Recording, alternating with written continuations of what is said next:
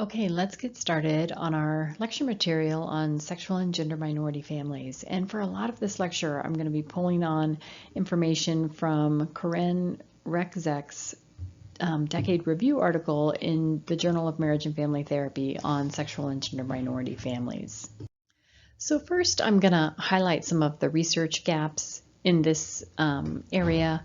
Then I'll fill in just a little bit of those gaps with some stats on intersex frequency and intersex children. Then I will talk about transgender adult experiences and just a little bit on bisexuality. And then we'll focus mostly on family of origin relationships, intimate relationships, and parenthood. So most of the research that's been done in this area has focused for decades, has focused on same-sex or same-gender couples and families. There's been less, but some research on bisexual couples and families and also transgender couples and families, and then much less research on intersex individuals, asexual individuals, queer individuals, people who identify as non-binary, pansexual, or polyamorous. Also, as is true for different sex couples and heterosexual individuals too, we in our field in HDFS haven't focused that much on the family ties of single people. So some researchers have asked, where is the single studies in family studies? Less attention to diversity in race, ethnicity, and SES among sexual and gender minority couples and families, and less attention to taking kind of that lifespan or life course perspective in following people over time. Okay, so there's a variety of ways that a person can be intersexed. The first one is just when the genotype is not XX or XY, but a variation, like with Turner and Klinefelter syndromes. The one that we have maybe thought of as more stereotypical is when a person's phenotype or their external genitalia is mixed or ambiguous. And then the third one is when the genotype doesn't match the phenotype. And there's, I think, over 50 different forms of this kind of mismatch, but the most common one that we hear about is androgen insensitivity syndrome, or AIS, and that's when a baby is genetically XY, but when they are developing prenatally, their body is insensitive to the androgens that are being produced that would make their sex organs differentiate into a stereotypical male format. And so what it means is that their body differentiates into external female genitalia and the absence of internal female genitalia, and sometimes internally having testes instead, as I understand it. So a person can look female and yet be genetically XY, and may not even know that they are genetically male until they hit puberty and they don't get a period, and then they go in to see what's going on and they have an ultrasound and find out that they don't have a uterus or ovaries. The rate of intersex is about the rate of Down syndrome or cystic fibrosis, so it's amazing that we don't normalize it more and educate people more about it. So here's the current thinking about recommendations, and obviously this is an area that's changing fairly rapidly. So currently it's just recommended that we normalize sexual variation more. We have accepted variation in other things, like in related to abilities or physiology, and so why not allow variation here too? We can also do a variety of tests before jumping into just surgically altering a child. So we can do blood tests to measure hormone levels or analyze chromosomes so that we can better understand the genetic sex. We can do an ultrasound of the pelvis and abdomen to check for undescended testes or a uterus. And then if we do find a hormonal imbalance, we may be able to do hormone medications to help kind of correct for it. So for example, in a genetic female with a enlarged clitoris, hormones might reduce the size of the tissue, or other children may be able to take hormones around the time that they would normally experience puberty. And again, instead of just surgically altering babies soon after birth and then repeatedly in early childhood, we could suspend unnecessary surgeries or make them optional or delay them until we're better sure of how a child might identify in terms of their gender. And just this idea that we could be doing surgery more for functioning rather than cosmetics. That we could be decreasing secrecy around this. A lot of times children aren't even given the language to explain why their body appears different or why they're having repeated surgeries. And so just having kind of age-appropriate disclosure and open, honest communication about it and language that really helps normalize the experience for them and helps give them ways to explain who they are to other kids or as they get older, other people, if that comes up. This picture is of Arlene Lev, and this is her model of transgender emergence. It's a stage model, and obviously we know that stage models have challenges because not everybody moves through these in neat steps or does every stage. And I would say that this model is more a model of a teen or adult model of transgender emergence, and in some ways it might be getting outdated. You'll have to see what you think. So the first stage is awareness, just becoming aware that your assigned gender may not fit. And obviously this can be really stressful, depending upon your environment, how common this is around you, how accepted. The second stage is getting information or reaching out, whether that's online searching or talking to other people. Obviously, this is a time where hopefully others are helping you feel more normal and you're getting some positive information. The third stage is disclosure to others. And so therapists, for example, might be helping clients decide who to talk to and when and how to have those conversations. Exploration, the fourth stage, may or may not be happening concurrently at the same time. It's trying out different gender identities or labels, might be presenting or dressing differently, or even going some different places where someone might not recognize you and trying out a different gender display. So, if you live up here in Fort Collins, you could go out in Denver one evening, dressed as the gender that you're thinking about transitioning to. Transition would be based more on that binary, like moving from one gender to another. But people are moving beyond binaries now. People aren't always transitioning, but deciding what their gender identity is going to be for this time. But if they are transitioning, they're trying to find out, what to do about it, what they want to do about it, whether it's hormones or laser hair removal or surgery, whether or not they're going to legally change their sex. And then the last one is integration. And so this is finally synthesizing your new gender identity. Maybe it starts to become less at the forefront of your mind all the time, but you're still continuing to adapt to transition issues. Here's a more recent model of that combines gender and sexual identity development. And you can see that it's got a lot of the same ideas as Lev. It was based on Lev, but it's not as much of a stage model. It allows for more kind of interaction, and it also kind of takes into account intersectionality.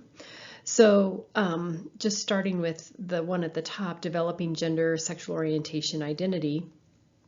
This is obviously where people are exploring options for changing their identity, its expression, their body, finding a term or a label. Sharing identities with friends and family. This is a process, right? You may first come out, for example, as a transgender man, then as queer or gay, and you're going to have varying experiences of support or rejection from, various family and friends. Developing an intimacy status. So we can be exploring sexuality while kind of navigating the interaction between our sexual orientation and our gender identity. So maybe initially I thought I was attracted to women, but really I was a man wanting to be a woman.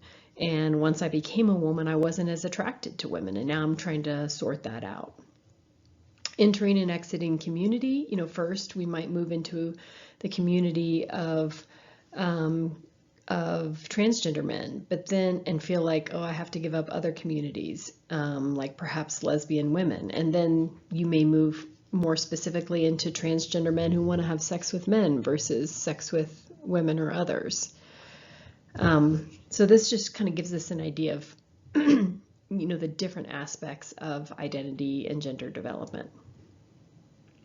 So when I entered this field, over 25 years ago, people were generally transitioning late in life, not early in life. Obviously, we've seen a huge shift in the last, decade in this area, and it makes a big difference. Certainly, there's challenges in coming out when you're still a minor in your family of origin, and especially if there's conflict around that and you're still in the home. But there's obviously big challenges in coming out later in life if you've already formed a family, for example, because it can create a lot of stress for your immediate family members, for partners and children. So, for example, let's just imagine that my husband decides to become a woman. It would now suddenly make me question my own sexual orientation. Am I still straight? Am I gay now? Or do I just love you even though you identify as a woman and I just think of myself as straight? And you can imagine kids and teens are having to explain to their friends maybe that now they have two moms and having to switch pronouns. And so that can all be pretty challenging. Transitioning involves a lot of decisions. Do you want to change your name? Do you want to change it legally? What pronouns are you going to identify with? Are you going to make changes for with your gender marker and or your name on your driver's license or your birth certificate? Colorado laws have changed in the last few years fairly significantly. So it used to be in order to, for example, change the gender marker on your driver's license, you had to have the endorsement of a healthcare professional. Like basically kind of validating that you'd really seriously considered this. Now you only have to do that if you're under 18. And for your birth certificate, again, it's just basically, and the driver's license, you're just filling out a form if you're changing your gender marker and turning it in person. If you want to change your name, that is more complex on either your birth certificate or your driver's license. Then you do have to go through a fingerprinting, FBI background check, court kind of process, court petition process. But it used to be that you had to undergo surgery to change your gender marker on your birth certificate. And now that requirement has been removed. And then, of course, people are making medical decisions. We're focusing more on adults here. Obviously, if you're younger, you're thinking about puberty blockers. If you're older, you're thinking about hormone replacement therapy as well, top surgery, bottom surgery. What is it that you want to do, if anything? In terms of stigma, the research suggests that there's higher, it's even more difficult to be transgender or gender non-binary, especially transgender, I would say, than being gay or lesbian. So higher rates of bullying, harassment, workplace discrimination, violence, and higher rates of suicidality. In terms of becoming parents, this research is always a little behind, and it's, not super extensive. For transgender males, transgender men, I should say, pregnancy is still the most common pathway to parenthood just because it's the easiest. And then for transgender women, adoption or foster care is more common. And transgender women are more likely to have children right now than transgender men. Going back to transgender men getting pregnant, sometimes this means stopping hormone replacement therapy for a time being in order to be able to be pregnant. So bisexuality is still less studied in the field of family studies, and in psychology it's becoming more common, but it's been it's more invisible. Females, especially emerging adult females, are more likely to identify as bisexual than males. Bisexuality can be sometimes a temporary identity construction, and this, of course, is controversial to say because it kind of contributes to the idea of bisexuality as being unstable. But it can be due in part to exploring same-sex attraction and then transitioning to being lesbian or gay, or deciding to be straight. But it definitely can be a clear sexual orientation as well for many people, and who remain bisexual for many years. Variations, terms that are used, mostly straight, and that often implies, for example, I'm in straight relationships, but I maybe acknowledge my same-sex attractions and fantasies. Bi-curious, not yet ready to identify as bisexual, but thinking about it. And it's hard to get really recent data on this, but in kind of nationwide surveys of U.S. adults in 2015, 16%, and then 43% of young adults specifically in Britain said that they are somewhere in between gay and straight. So we certainly are acknowledging this kind of beyond binary idea. So let's transition into talking about family of origin relationships, first for adolescents and then for adults in sexual and gender minority families. So we have more research on adolescent family of origin relationships than we do adult family of origin relationships. And in general, sexual and gender minority youth report less closeness and less support with their parents and higher rates of conflict and strain with parents than do heterosexual and cisgender individuals. And then as we might imagine, parental conflict and support is correlated with health outcomes. And, this is the same type of correlation that we're going to see, that we would see for heterosexual and cisgender individuals, that it's correlated with higher rates of adolescent depression and substance use. Those are the two most common health outcomes that are studied across studies. When we think about more specifically parental rejection, obviously this used to be very high, and it's unclear whether or not it's declined or not. Some research says it has, some research says it hasn't. The highest amounts of parental rejection happen for transgender youth, and parents who are Black, Hispanic, or Latinx also report higher rates of rejection of sexual and minority kids. Because of the risk being so high for transgender youth, if you also are in a low SES family, that means that you're at really high risk for poverty and homelessness. So something important to keep in mind when we're supporting transgender youth through this process. It's also probably not surprising that if you initially come out or disclose to your parents and it doesn't go well, then you might feel like you need to have another go at it at some point down the road.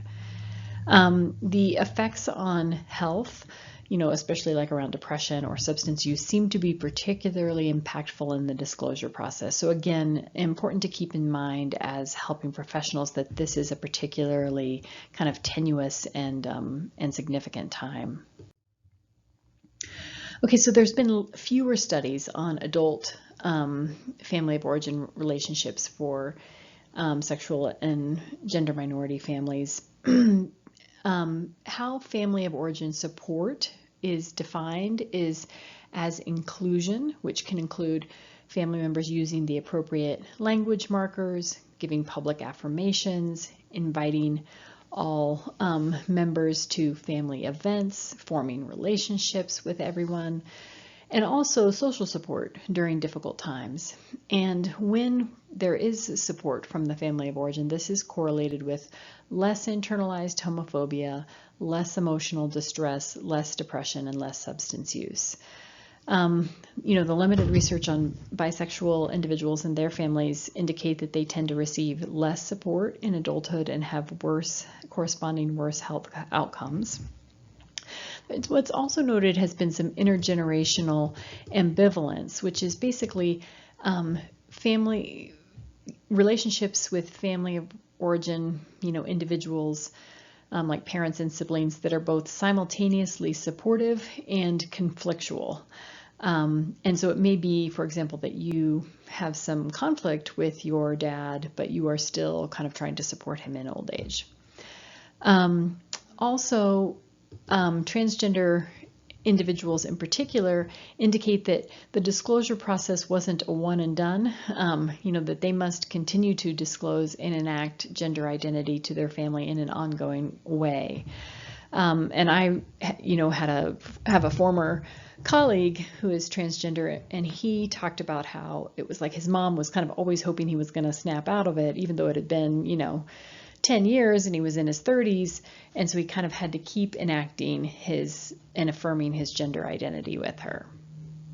Let's turn our attention to intimate relationships, where yet again the research has been mostly focused on same-sex or same-gender couples.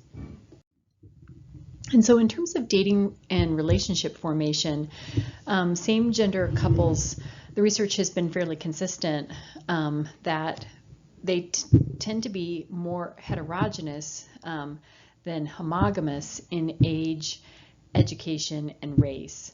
So typically what we say in mate selection is that people prioritize homogamy in some kind of key demographic ways. But same-gender couples basically tolerate more difference in age differences, education differences, and racial background. And this, it's been suggested this is partially due to having a smaller dating pool, but it's also due to kind of deconstructing, social requirements already makes you maybe have increased tolerance in general. Same-gender couples are also or as just as likely to believe in romantic love, yet might be more likely to question the need for lifelong fidelity and commitment, and can express some ambivalence about marriage because marriage reinforces these heterosexist gender roles and sexuality norms. So a few decades of research on same-sex couples says that, there's some trends like obviously experiencing higher rates of minority stress that compared to heterosexual couples, you may not be as out or open about your relationship, that you may use that concept of family of choice more than family of origin if your family of origin hasn't been as supportive.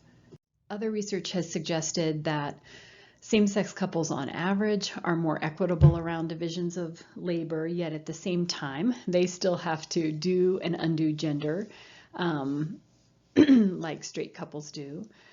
Some research has suggested that gay male couples might have higher rates of non-monogamy, where they have a primary partner for kind of emotional and sexual connection, but then could have other sexual partners, and this is often is correlated with the longevity of the relationship rather than putting the relationship at risk. And then also some research that same-sex couples might be more likely to be in relationships that cross race, gender, class, and age groups. And this could be because you're a member of a smaller dating pool, or it could also be because you've kind of deconstructed kind of some norms around needing to partner with someone like you and you're more open to diversity. So early research on gay and lesbian couples focused mostly on the similarities and differences between straight couples and gay couples. And a lot of that research, basically found that for the most part, gay and lesbian couples were similar except where discrimination was concerned, and then there were differences. However, this is kind of a form of heteronormativity, holding heterosexual couples as the norm that we compare gay couples to. And so more recent research has shifted into not focusing so much on between group comparisons, but more within group understanding. And so these next few slides are on showing Lavner's systematic review of studies from 2000 and later on lesbian couples. Lesbian couples have been studied more than gay male couples, whether that's just because more people are doing research in that area or because lesbian couples and women are more likely to show up for research studies. I'm not totally sure. Some of the women in these lesbian relationships would identify, though, as bisexual or queer.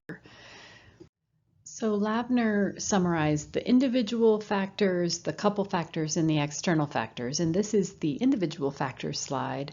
And basically, Lavner found that when members of a couple have higher internalized homophobia or neuroticism, which is kind of similar to anxiety or fear of not being good enough, guilt, shame, or higher rates of depression, that these are all correlated with lower relationship satisfaction, whereas higher attachment security, differentiation of self, which is defined as your ability to self-soothe, be your own person, not be too enmeshed, as well as higher amounts of positive affect like kindness, tenderness, fun, laughter. These three things are correlated with higher relationship satisfaction. So these findings on couple factors are from studies that would include both straight and gay couples and report similar findings regardless of sexual orientation. So high levels of demand withdrawal, or kind of criticism and shutdown, are correlated with lower relationship satisfaction. And then the more, we can see these kind of positive things that make sense for us that would be correlated with relationship satisfaction. There's a fairly robust literature on that. For sexuality, there's some evidence that lesbian couples report less frequent sex than heterosexual couples or gay male couples, but it's still important from a research perspective for relationship satisfaction. Similarity could be similarity in terms of religiosity, amount of substance use, social involvement, or how out you are about being lesbian. So that objective level of similarity or your perceived similarity are correlated with relationship satisfaction, and then commitment as well. And so here we see, in terms of things that are external to the couple, having work-family stress, around your job, or not having a lot of autonomy or flexibility at work, for example, or financial stress can lead to lower relationship satisfaction. And then that minority stress that we talked about with minority stress theory. So if your family is not as positive in terms of your relationship or your partner, same with your friends, or just kind of everyday experiences of discrimination are going to eat away at relationship satisfaction. The social support research surprisingly has been a little bit mixed. You would expect that it would just be clearly correlated with higher relationship satisfaction, but some studies found that, but others found it's not a significant relationship. It's not correlated with lower relationship satisfaction, but just not a statistically significant finding. Okay, so these researchers reviewed 66 empirical studies since the year 2000, and these were some of the consistent themes for strengths in same-sex couples. So respecting and appreciating differences, so viewing different backgrounds, personalities, and skills as a benefit or an asset rather than a cost, and really cultivating respect for one another's differences. Generating positive emotion and interaction, so use of positivity such as understanding, warmth, affection, laughter, fun. One study found that same-sex couples were more likely than different sex couples to mutually support one another's health. Reframing external stigma as a way to keep the couple unified or empowered instead of allowing it to diminish them. Also reporting using positivity to diffuse conflict. Communication, so emphasis on working through things, solving problems, expressing feelings, negotiating differences. Emotional intimacy, seeing that as a strength and perhaps more important than sexual intimacy. And spending time together, having fun, enjoying common interests, shared values. Commitment is basically, attributing your relationship quality and longevity to a sense of commitment to each other. And egalitarian ideals, so this idea that we're more free from rigid gender roles, we're equal partners. And there's more strong evidence for people having that ideal, and also some evidence that they're not always as equal as they think they are or as they have idealized. So we remember from feminist frameworks that we can talk about intersectionality and how we can carry multiple statuses that might contribute to our sense of stigma or discrimination or kind of influence it.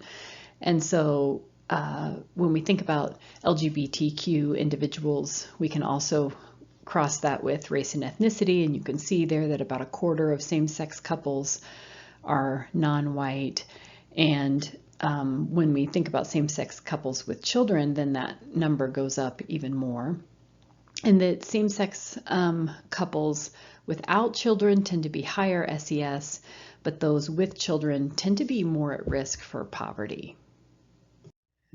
Regarding the intersection of sexual orientation and race, Steinbugler, in her qualitative research, identified this kind of interesting trend of same gender interracial couples having an experience of both hypervisibility and hyperinvisibility.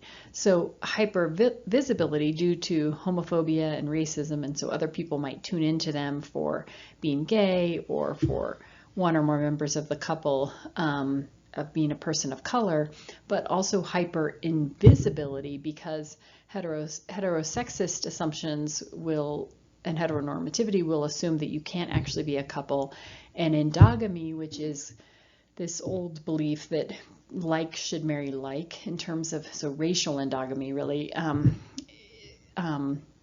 would also make people think that you wouldn't potentially be a couple, so it could make you invisible. So it's an interesting simultaneous kind of experience. Lesbian and gay couples who are in rural areas are more likely to be poor, and rural residents also report higher experiences of heteronormativity and more negative perceptions of sexual minorities. Those in rural communities report frequent discrimination in banking, employment, and various forms of victimization such as harassment, property damage, or physical assault. They report needing to conceal their identity, that it might be harder to form a sense of LGBT community, that they might be reluctant to seek health care. Yet being in a rural area might give a greater sense of privacy, and in small communities there can be acceptance among community members. Immigration is harder to legalize through marriage if you're gay or lesbian, but as of 2012, deportation guidelines define same-sex couples as families. So as you've maybe learned in other HDFS classes, in general, people with disabilities are not considered sexual beings, right? We don't really take sexuality into account, or maybe we don't think it's appropriate, and so they're perceived as more asexual or more kind of childlike. This means that we don't often recognize or support their rights to reproduction. We may feel, ambivalent about that. And certainly when we go even further with intersectionality, the more, if you're a person with a disability who also identifies as LGBTQI, then you're really invisible. It's only, in recent years that the field of disability studies is kind of acknowledging that people might have a sexual that they have sexuality, and that they have a sexual orientation that's maybe different than heterosexual. Okay, so last bit here on parenthood, and again, more research, the vast majority of the research has been focused on same-gender couples. Okay, so this echoes some of what we talked about in historical perspectives. So same-gender couples are more likely to have at least one person in the couple be a racial or ethnic minority. Same-gender couples are less likely than different sex couples to want to have kids, so lower rates, whereas bisexual individuals and who are parts of couples have similar rates in terms of having children or wanting to have children as different sex couples. No big surprise that as social support from others, family, friends, increases, parenting stress declines. This is a correlation that we would see with different sex couples as well, pretty much anyone. But you could imagine that it becomes a more salient issue with same-gender couples who might not be receiving the same social levels of social support from people around them. Effects on children. This first bullet point that children of same-gender parents have very similar health, behavioral, and educational outcomes as children from different gender parents. This is a finding that has stayed the same in all 14 years that I've been teaching. It's a bullet point that never would change on a slide. Things are getting a little bit more, we're understanding things a little bit more, and so now we understand that differences, we do see differences between kids in same gender families and different gender families. We are seeing that those differences are accounted for by lower SES, so less economic advantage, or an increased amount of family transitions, like relationship dissolution or divorce. And some research is also finding that we shouldn't just be looking internal to a same gender family for factors that influence kids. We should be looking at external factors too, like the social climate in the county. So counties that have a history of having a same-sex marriage ban have kids who have lower psychological outcomes who are in same-sex families than counties who don't have a history of having a same-sex marriage ban, even though it was all overturned by the Supreme Court ruling. Okay, so this was a study that was mentioned in one of our readings this week. It was very controversial. Mark Regnerus, he's a sociologist in Texas, and he did an analysis comparing kids in same gender relationships versus different gender relationships, and concluded that they were at greater risk for a number of things: to receive public assistance or TANF, to be unemployed over the long term, to be in the foster care system, and to not do as well educationally. And you can see kind of one of his findings reported there. So this caused a lot of controversy, and so it was 2012, made media headlines, and there were news show things focused on it.